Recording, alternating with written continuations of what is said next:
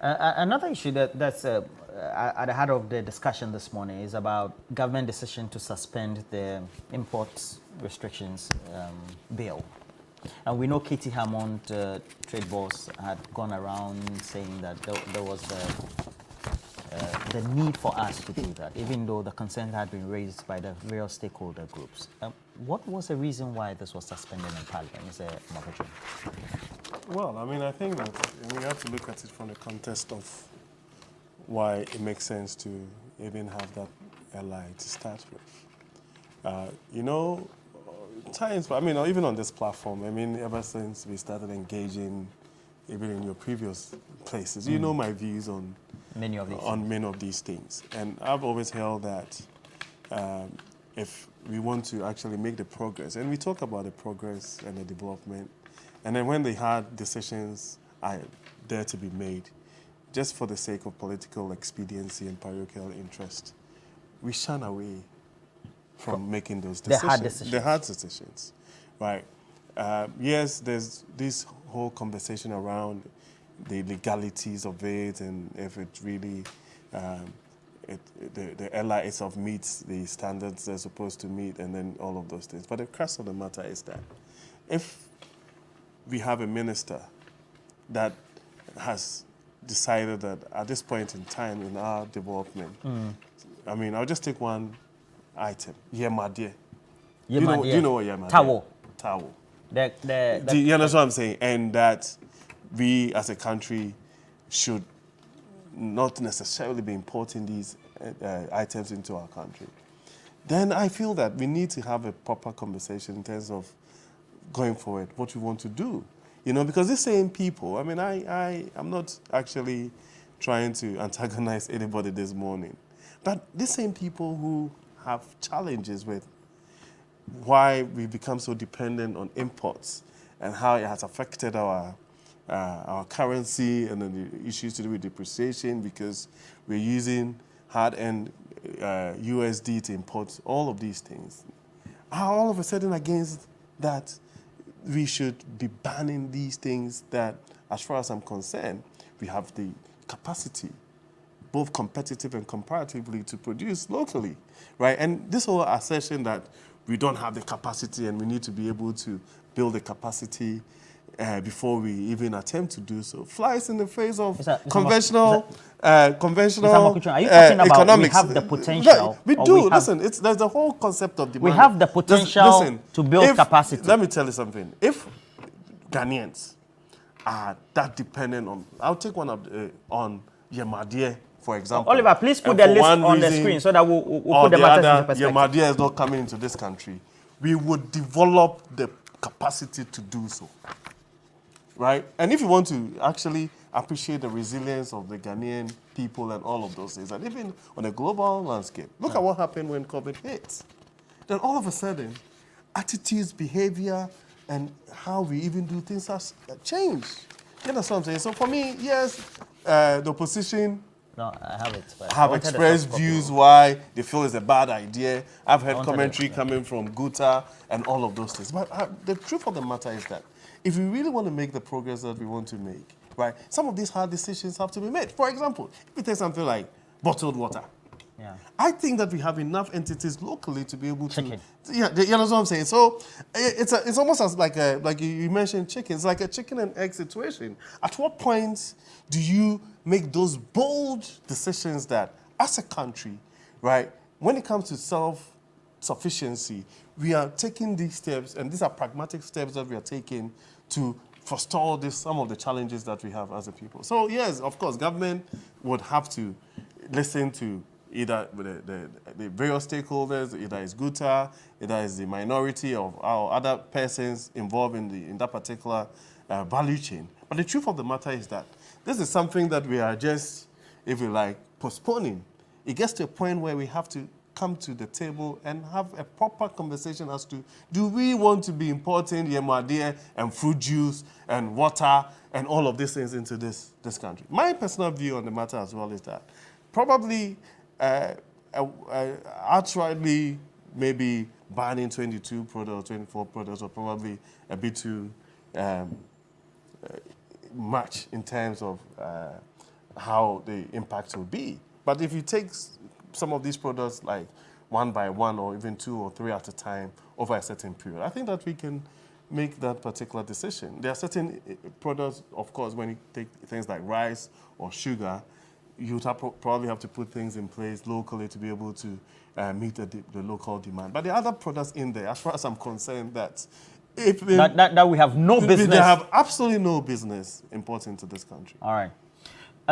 Malik, what's the minority side and also the former deputy finance minister, that's Kesela Tufosun's own concern? And I did listen to his press conference extensively because if the intention is there for government that we want to move from the Gajisbergian economy to one of production and not taxation, which the president preached about prior to 2017, rice. Talking about rice. Sorry, we can't put it on the screen, but we'll try and do as much as possible. Okay, so we have rice, bladders, that's guts and all, or the towel, the one that me pay madie, and then we have poultry, animal and vegetable oil, margarine, fruit juices. What really? How can we clarify it? Noodles. That's just wheat flour. We can even use corn flour. First of all, I don't know if Chum has read this airline, or if your good self has read this airline. I have. You should know that by this. I have read it here. There's a difference between boosting local production and this arrogant, corruption-harped, ill-thought-through. How do you come to that conclusion? Documents. The difference is that Chum has stated that indeed we must boost local production. From 2017 till date, the demand for rice has been 685,000 metric tons. Our local production of rice, the local production is 685,000 metric tons. Our demand for rice is 1.4 million metric tons. Ask them to mention a single rice factory they have set up. Sugar. Ask them to tell you a single sugar factory they have set up. Ask them poultry. Current production of poultry locally is 4.6% of the entire population. We left it at 20%. Ask them what they have done to support the local poultry man locally to boost local production. And then they go to bring this corruption-harped document. Look, the minority has stated that K.T. Hammond cannot, one, in this document, be the one to set up his committee, a committee that will be chaired by his deputy minister. He cannot be the one. You mean the approval committee? Absolutely. The license approval committee. He cannot be the one to indeed sit down and take a decision as to whether to grant or not after a consideration by a certain committee he will set up. He cannot be the one, in case he does not grant you and you come for a review, to sit again and take a decision as to whether he will finally approve of you or not. That will breed corruption per the Justice Olenu report of 1967. They should go back to history. K.T. Hammond is known, I beg your pardon, Mr. June, with the greatest of respect. You let him wrap up. K.T. Hammond has on repeated occasions called the youth of this country as youth with coconut heads. How's it got to do with this? I'm explaining that. He says we go around with beard and we don't think. So if such a man wakes up today and an importer comes into his office, he looks at you and says, you're coconut head, so I won't grant you a license. You can't do anything about it. Are you aware? If such a man, after he refuses to grant you such license, you come back into his office for a review, he sits there and said, I did not grant you. I won't grant you today. I won't grant you tomorrow. You can't do anything about it. Why do we want somebody to wake up in the morning, set up this corruption-harped document where people will start paying chops, rent seeking, before they get approval to import goods into this country? Why do we have to do this to ourselves in this country? I asked a simple question. How many rice factories have you brought into force? How many sugar factories have you brought into force? Why is that and then you get up. It is relevant because you cannot ban the importation of sugar without producing sugar locally. Where are we going to get the sugar? So you need to create Are the we supply. going to? You need to create the supply. Absolutely. We need to create the production, the local production first. And the minority has clearly stated that, look, we are not against restricting importation on commodities or boosting local production. But you must show a clear roadmap to what you are going to do before you even think of bringing such an ally into this. And let me also remind them, maybe they forgot, that we have taken our junk economy to the doorsteps of the IMF. And you cannot take such decisions without going back to them. You have put your entire economy, after borrowing recklessly, after recklessly spending, your economy is at the doorsteps of a white man, the IMF, who will not allow you impose any, legislation on the people of this country. Look, Roland, the TUC, Guta, importers and exporters are already going through a lot. As we speak today, you have brought even an excise duty, okay, where they are going to pay on 20% tax on apio akpatashi. You have brought a tax on it. You have brought a tax on carbon dioxide. So today, if you are roasting salmon by the roadside, the minister can just come and hide. He will catch the air and measure it ton by ton. Every ton you pay 100 cedis. If he counts the ton, okay, the one roasting sausage, if he counts the tons and it's 100 ton, 100 by 100, 10,000, you pay to the minister. Guta is still struggling with these obnoxious taxes you've brought on them. Fruit juices, you just got up and said we are taxing them. Your car you drive from next year, you will be paying 100 Ghana cedis. Abobo ya 100 cedis. Trotro 100 cedis. Okada 100 cedis to the government. Brought over 30 new taxes. Guta is still fighting with that. They are not yet settled. Importers and exporters cannot even clear goods. Then you come and sit down and say, you the minister has taken a unilateral decision. You are not saying that our dependence excessively on importation is good. Is that what you're saying? We are saying that boost local production before you intend implementing this corruption-harped document, where people will have to come and pay chop to you. But Roland, to land on this, there's good news. This document, the LI, the IMF has thrown it away. It is gone. The IMF has told them that you are jokers in this country. You cannot mismanage your economy this way. And when we are seeking to lobby trade partners to come and then salvage your situation now, you come and say you are banning imports. Imports on what? He spoke about mineral water. Let me land on this. Who imports mineral water into this country? It's not mineral water. Bottled water. But yeah, that's mineral water. It's mineral water. We have some here, imported. it is we mineral. Have some imported. Mineral water is here. Yes, but we have some imported. I'm saying that the document says mineral water. It never said bottled water. Who imports? It's saying mineral into this country. Absolutely. Who imports that? On the that? bottle, it's called mineral water. Absolutely. Who brings that into this country? So if you add that here and we sit here to debate mineral water, what are we debating? We are debating fundamental reasons. Okay. We are debating the illegality of a minister trying to sit down in his office and determine per your look or per your party who to grant a license to import what quantity or what not to import in this country. That is what we are against. And the IMF, this document is gone forever. Throw it away. The airline is dead. It's dead. We won't entertain this corruption hub. It's gone forever. Let us think of how to make life bearable for the Ghanaian people. The taxes on carbon dioxide, smoke in this country, taxes on vehicles, Okada and the rest, taxes on fruit juices in this country. What's the intent of taxing smoke you catch? You know the whole world is moving. What's the intent of the 100 cedis you're going to pay on your car? So what's the intent of paying the 100 cedis on your car you're going to be paying? After paying roadworthy and paying insurance, you pay 100 cedis. What's the intent? Okay. What's the intent of the fruit juices? All the taxes we gave you. If you had an elephant and you couldn't survive on it, is it a rat that is going to give you a salvage to survive in this country? And so, Roland, let's get serious in this country. Let's appreciate the concerns of the Ghanaian people. Let's appreciate the needs of the Ghanaian people and address it as such. All these jokes, if you Katie Hammond wants, we can recruit him into the comedy society. Obi and Ponsa and Co. and Clemento Suarez. No, but because you cannot say he's an MP. Listen, I beg your pardon. In all sincerity, an MP who will stand in parliament and say, Mama me fans. What is that? After dropping this airline, Mama me fans. Is that not the way? So please, let's get serious in this country. Let us address the concerns of the Ghanaian people. Let's address the challenges that you have brought on us and stop all these allies because it's gone and will never be brought back again. If you go to the document, the IMF document, subsequently we did a description, PCPEC and all that. You go to page 76 actually. It says Ghana, no introduction of modification of multiple currency practices, no conclusion of bilateral agreements that are inconsistent with an article of the IMF agreement. And then it says no imposition or intensification of import restrictions for balance of payment reasons. It's self-explanatory. Who caused some? Who caused some? That's the question. What do you mean by who caused Who caused some? Who carry us go there? Who took us to IMF? So what? Okay. Who caused some? Valid question. Ken Oforiatta there. Baumia.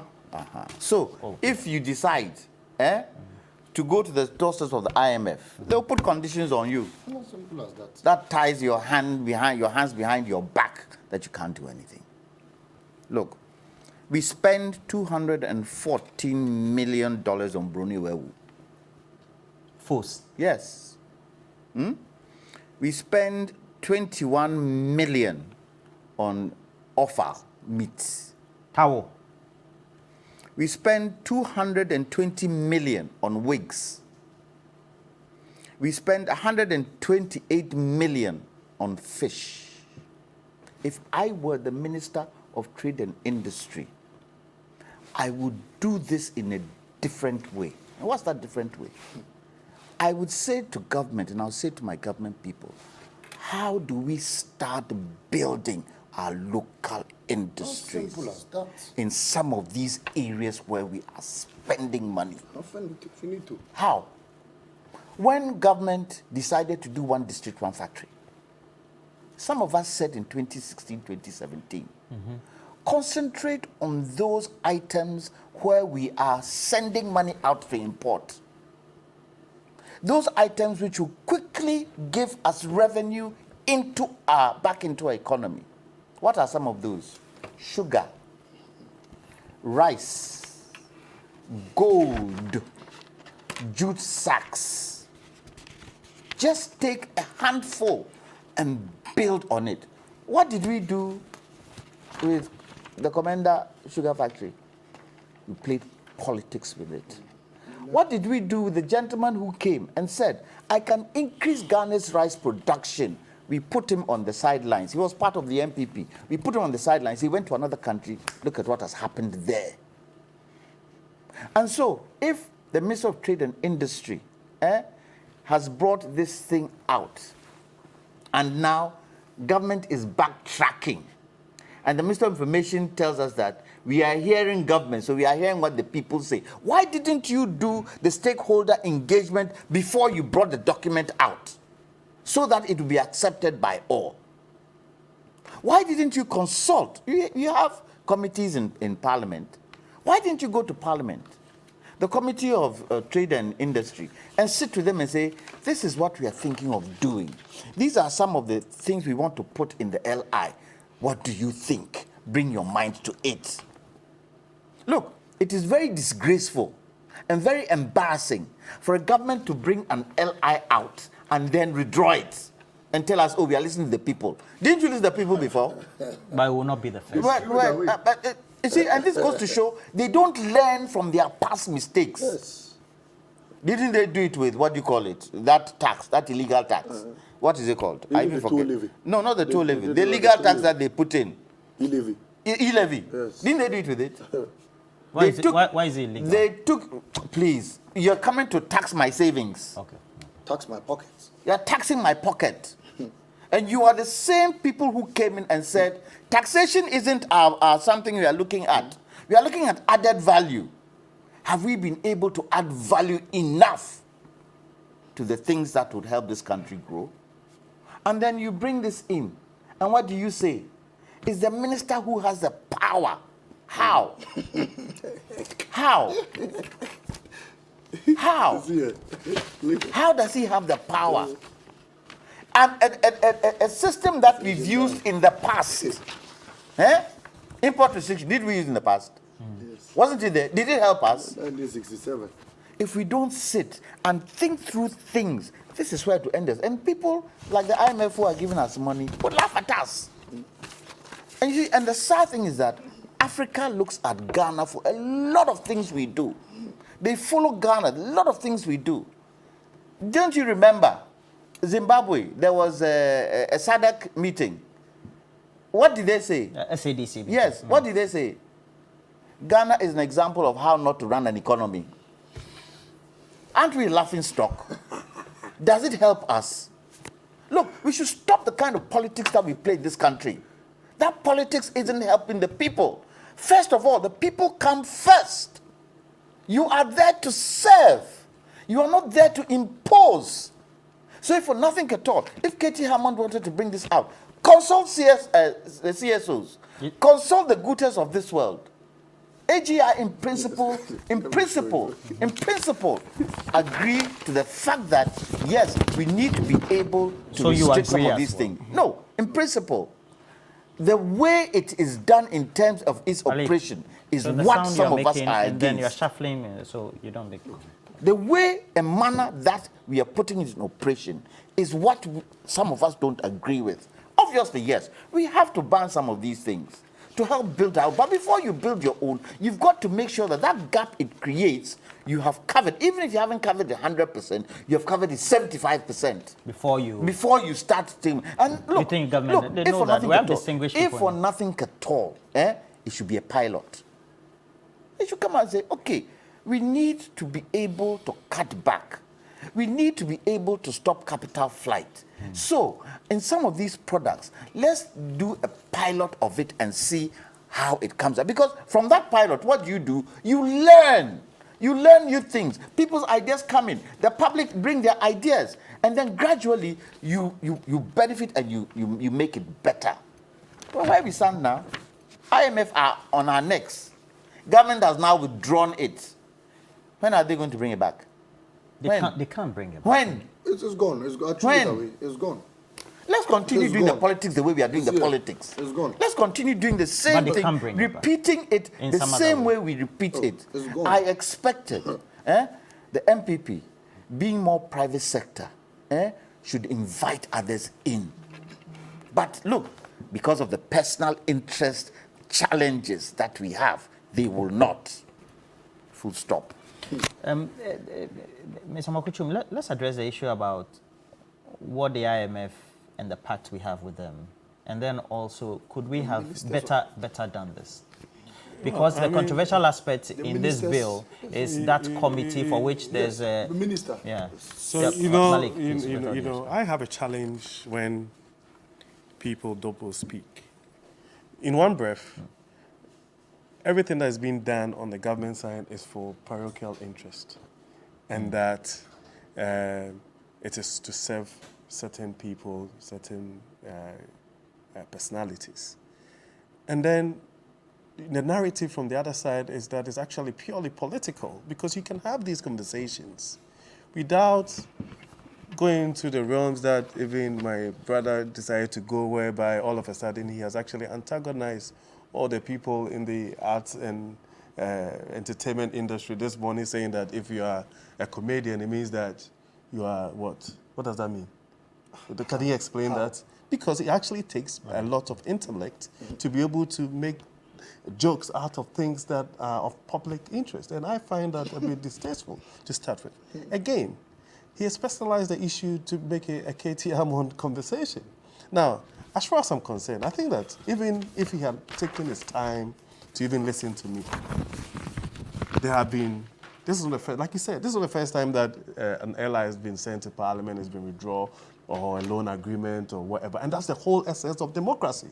So you can't pick and choose certain aspects of a democratic process and say that, oh, as for this one, when you withdraw, it means that you didn't think through it properly and that you should have done this A, B, C, D. Yet you have the opportunity to criticize, right, and prefer different opinions on a policy. Then I honestly don't understand where it's coming from, because what you're saying is that once you put the LI out or you develop a public policy position, regardless of what the opinions are, regardless of what the misgivings are, go ahead and push it through, because people will say that, why did you withdraw it after you had actually presented? It makes absolutely no sense to me, to be honest with you. The truth of the matter is that, yes, we've gone through a process. That's why I said that. From the beginning, I think that by and large, everybody appreciates the fact that we have to get to a point where some of these things here right? Soaps and detergents. Listen, we have Unilever Noodles and and all of them. We pasta, have local. All of ceramic these. tiles. These are conversations that we can have. Now, if people have a challenge with the architecture in terms of who is meant to provide approvals and all of this, I have no qualms with that. You know my already. I will not sit here and claim that, I'm a repository of knowledge, or because you're in government, everybody in government, either is a minister or whatever, has all the knowledge in the world. And so once these misgivings are outlined and people come out and say, maybe, in principle, we agree with what you're trying to do, but let's go back and to the table and look at it. I have seen no embarrassment on the government front, right? I see no embarrassment. And then even with the IMF consideration, these restrictions has nothing to do trying to balance payments or any balance of payment differentials. You understand what I'm saying? Mr. When you speak to the leading economists, and I've spoken to a number of them, University of Ghana, a number of them at GIMPA, and then also University of Cape Coast, what they did say is that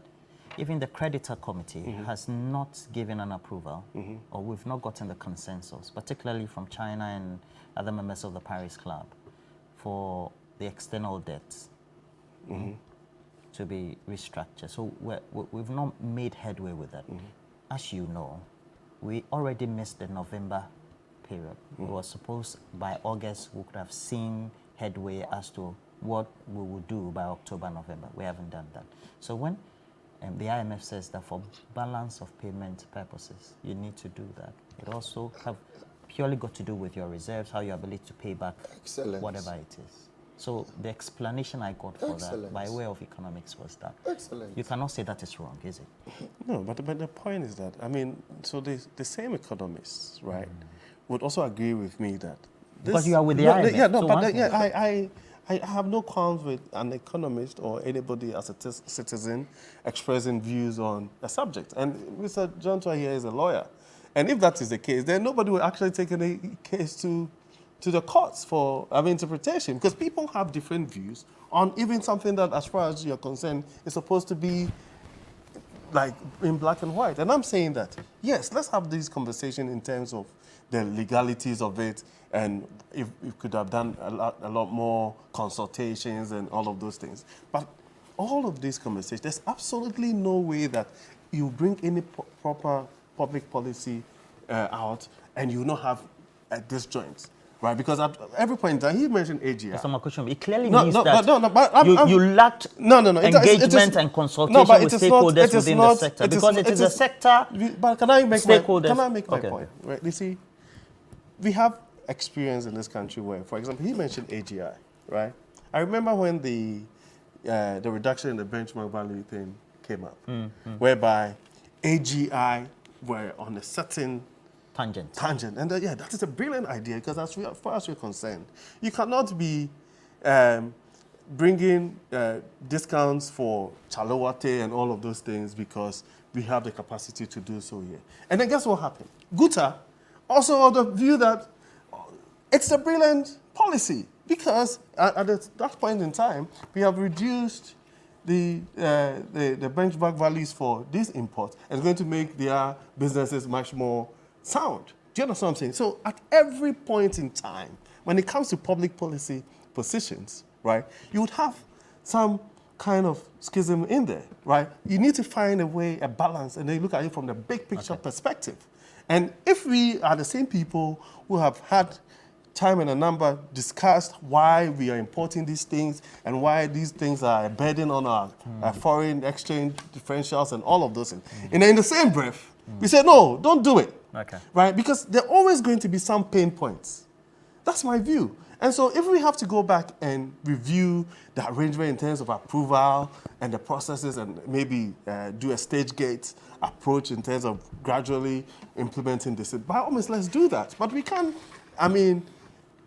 eat our cake and have it, and in one breath, because of political expediency, take one position, right? And then when it comes to the fact that it's being implemented by a government, you take another position. And that, for me, I think that is disingenuous. You're not saying that the various entities, the freight forwarders, the importer associations, Guta, are NDCIs or are doing this for political? No. That's what I'm saying. That for me, if I was an importer, you understand what I'm saying? And so, time and the number you've made. Because we know Buta and all those Aboso countries. If I was an importer, and there's a policy position that, as far as I'm concerned, is going to affect the business that I've been engaging for the last 20, 30 years. You mentioned Obroniwewu. My mother has been selling Obroniwewu for the last 40 years. Right? And so, even when you look at it from, let's say, a personal perspective, I would say, but if you do this, then it means that you understand what I'm saying. No, I but I'm just saying, engagement, stakeholder engagement. I'm just saying that you mentioned that, and I'm saying that if you use that even as an example, and I have benefited from that, I'll have a challenge with that. But we are looking at in the bigger picture, in terms of the national interest, 35 million, 36 million people. If we have a situation where we have a capacity to develop a cotton industry and create all these things that I'm wearing, this was done here locally. Do you understand what I'm saying? You mean the sewing? Yes, but not the material. Yeah, but if we had a cotton and it had gone through a ginnery and then it's turned into this, then that's just like an activation of an entire value chain. Do you understand what I'm saying? And so that's just why I'm saying that we can do all of these things, right? But once we have these, done it before. When we're having this kind of conversations on a platform like that, sometimes tone down sometimes I see it as a misplaced, you're trying to play to the gallery and say all sort of things, because as far as you're concerned, it doesn't inure to anybody's benefit. All right. Roland, sorry. Let me just give you 4 minutes. Yes, first of all, who signed this LI? KT Hammond. So if you say we are making it a KT Hammond discussion, what does it mean by that? We should make it a Minister for Roads and Highways discussion? This is what's signed by KT Hammond. And he must be held responsible. So what's wrong with calling him out? If you say KT Hammond should it's a government join, policy. absolutely. I think that's what he's trying to do. Well, then we call Alhaji Baumia out, who heads the economic management team, for superintending over this corruption hub document. Now you call someone, he says no. You see that? Now let me move on, please. Please. You made. Oh, listen. So if you didn't mention please, the vice president. So I shouldn't mention anyone's name. I shouldn't mention anyone's name. Please, let's. It's been told to mention it. So I should mention names on this platform. We'll call people out for passing this document. I mean, that aside, most importantly, he's said that if you're an importer and you bring goods, broniwawu and what have you, obviously you will not be impressed with such a contract. It's not true. In 2014, ever heard of the Ghana broiler project by President Mahama? In 2014, we beefed our local production of poultry up by 20%. Importers of poultry who were made to buy at least 40% worth of poultry locally before you could import. They were happy with it. Which importer will not be happy to buy what he imports locally? Which importer? I mean, I sit in the house and I think of a ship bringing my goods. Common sense will tell you that the ship can just capsize and I lose. Sometimes you have to, of course, there's insurance and what have you. I mean, this is a practical example.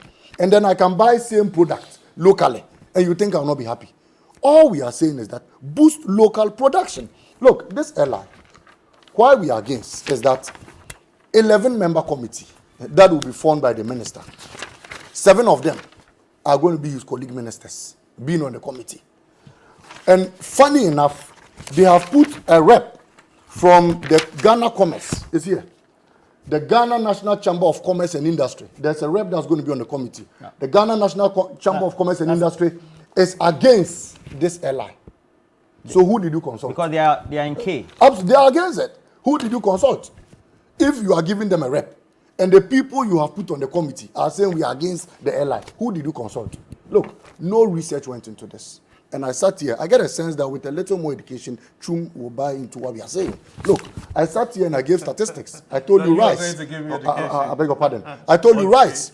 We produce 685,000 metric tons. We need 1.4 million. Nothing has been done by your government in the rice sector. Sugar. Mention one rice company.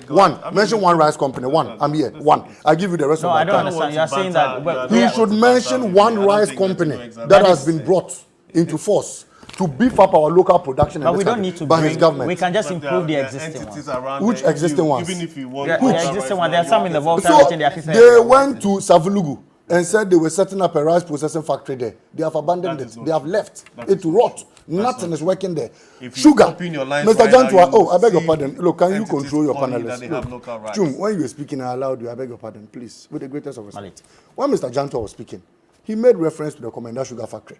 What efforts have been made under your government to bring it back to life so that we could beef up our local production of sugar? What has been done? You have done nothing to boost local production in this country. 1D, 1F, you came to Parliament and told us you're going to add some 90 companies by 2024, only for us to wake up and then you go and bring 41 old companies. And that the 1D, 1F they are going to beef up the already existing companies were just tax exemptions we are going to grant to already existing companies like companies are Casapreco 45. and the rest. About 45 companies to Casapreco and all those companies. Already existing companies. That is what is going to beef up our 1D, 1F companies in this country. The government, somebody is not thinking right in this government. And I'm happy that Mr. Jantua said if the people were screwed up in this country, we would not be bringing things of this nature. Look, no one is against beefing up local production in this country. Your government has done nothing, has done abysmal in that sector. And you wake up again and the minister wants to have the sole authority, the sole responsibility to look at you, Roland, decide whether to grant you a license or not. If you appeal the decision, he will decide whether to accept it or not. And then he can say, look, unless probably you see me back door, I won't grant it. This is a cake. This is a corruption hub. And I'm happy. Let me commend the IMF for telling them, reminding them that the economy is not in their hands.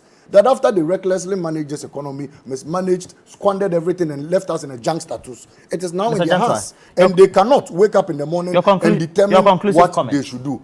To conclude on this, Roland, we are pleading on them. I'll just land on this.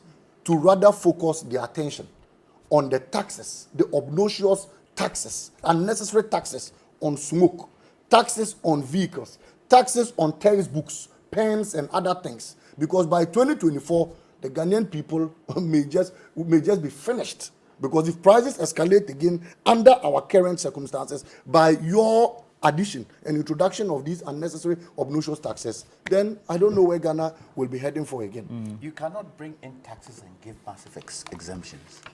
Can you imagine? You mean the cannot two do don't that. work? You cannot Malik, do that. You said the two don't work. They Oh, that's don't right. work. You cannot bring in taxes and give massive exemptions. As simple as that. Look, talking about the Bruniwewu, if you want to ban Bruniwewu, you start with education. You start educating Man, I don't people. think that Wait, anybody has said they wait, want to wait, ban wait, it. wait. We have to ban it. We have to ban it. Nobody has said Because that they look, want to. There's the no moment, listen, the moment you decide to ban it, you don't ban it immediately. You put the processes in place to have a cotton industry. How do you work with the Minister of Agriculture to start growing cotton? How do you work with the Minister of Trade and Industry to start building the garment industry? Are How do you do saying it? people in government don't know that? Will they do it? Even if Why they not? know. I don't know. I don't know why. These are some of the things I'm trying to say. The ministries should work with each other to boost the kind of production we need in this country. Cotton is key for the textile industry. How many textile industries did we have in this country? How many is left today? Where is the raw material coming from? Mr. Jantua. Look, something like mosquito coil, wait, insecticide. wait. Soaps, Wait, detergents. let me give you a typical example of the butcher industry in the Ashanti region today. Today, Ghana's production of meat to GDP is only 10%. What the butchers in Kumasi are saying to us is that the imported meat that is coming in is spoiling their business. They used to kill nearly 300 cows every month. So that's why we have this. They are doing less. That's why we have this. Wait. They are doing less. They are doing less. They don't even have the foreign exchange to buy the cows. So if you want to boost their production, you make sure that you can get them to cover all these. Start bringing the cows in gradually. When we've reached a certain level, By way of the demand. you bring it in. Have we done that? Have we done that? So the fear is that period, that vacuum could create escalation in prices, The fear, and then the also fear is that the fear is that we are not talking to stakeholders to bring them into the discussion. And there was an example. Bring them into the discussion. Bring butchers into the discussion. Bring textile people into the discussion. That is what I expect the Minister of Industry to do. All the operators in these different industries, sit them around the table and say to them, A, B, C, D, E is what we want to do. Bring the importers, individual importers, bring them in. Let's have the discussion. And even that discussion should be open, should be televised for people to be part and parcel of it. You just don't come and bring an LI and throw it in Parliament and say, I want it done. And the people kick against it. You say, oh no, why are you kicking against it? Fans. Make them part of governance. We are not making our people part of governance. It is the people who put the government in place. It is not your by your own means that you go and sit there as a minister, that you go and sit there as the president. It's the people. Okay. Bring the people, make the people part of it. Okay. We can build this nation if we work together. We can't build this nation if we are divided. Okay, It Daniel. won't help anybody. Daniel from thank you for the message as well. It says you want unity on the set. I say you are Oh, here. there's unity. we are unity. There's unity. Whom has Yeah. agreed with. I mean, All right. So So Bonti Benjamin says Malik's display of gross arrogance towards government's policy is legendary, and in fact it shows how they will behave towards Ghanaians if we mistakenly give them power. That's from Bonti. government policy, this LI. Bonti. That's from Bonti Benjamin. Corruption hub document. I shouldn't be arrogant towards let me read my message. Good morning. The MPP always refused to read. Please, the MPP's Wamia-led government didn't go through the IMF deal, which state that we can't stop or ban some importation in the country, such as the listed items by the MPP. And that's from Honorable Fatawa. Okay. So we have this one from Benghazi, who says the MPP government is delaying to sign any bill before Parliament because the government knows that the bill is going to affect most of its members and supporters who tend to support them during campaigns, who are also in the import space. Now, let me just go through a couple of your comments also on the stream. We have, okay, Andy Boss says, Ibrahim Mahama and his engineers and planners company, they have the technology and manpower and financial muscle to mine lithium in Ghana. Why do we allow foreigners to take everything? And then, okay, so we have a couple more also from Obrin Ponka about Brakweku, etc. You want to say the last word before we go? Well, I mean, I think that by and large, this conversation should still be carried on. I feel that the government has done nothing wrong in trying to withdraw the LI and do further engagement. We've done that so many times. I mean, there are even institutions in this country that have been set up to even deal with dispute resolution and so sit around the table. We use all the words when we have to use those words. And so if we have to consult a little further, there's nothing wrong with that. In principle, it looks like everybody agrees with the fact that we have to do something about it, and it has to be done in earnest, So, yes, it's going to be painful. People are going to be agitated. People are going to be unhappy about it. But the reality on the ground is that what is in the best, like he said, what is the best interest of everybody? If it's in the best interest of the nation that we find a capacity locally to produce some of these things, by all means, let's do so. Okay. Right. All right. Eric Amwakuchu, thank you for joining us. We didn't have Malik last words. Basintali. We didn't have last words. And then also Kwame Janto, thank you very much as well. I have this one. So we'll cash out. So we'll be ready to cash out. This one from Kwame Apo says, I was in Takrady and there was a ship at the port with plenty stones by it. And I was told that they were manganese. And apparently they wanted to agree to a price before they were put on board a vessel. That's what he said. Process it in this country. Yeah. Okay, let's cash out. We have 3, 2, 1. We have 3, 2, 1. 3, 2, 1 cash out. So the first winner is the number 024 1199 ****. All right. Are we doing one more? All right. Thank you, gentlemen. And then thank you also for joining us on the stream. We're taking a break. Remember, we have more conversations on many other related subjects, especially when it comes to that controversial subject that was raised by Nathaniel Bassey, that gospel singer from Nigeria, who said our act should be also singing in English, or have these lyrics in English as well, to enable us going internationally. Whether that's been agreed upon or not, we have some great panelists to help us do the discussion. We're taking a break. We'll be right back.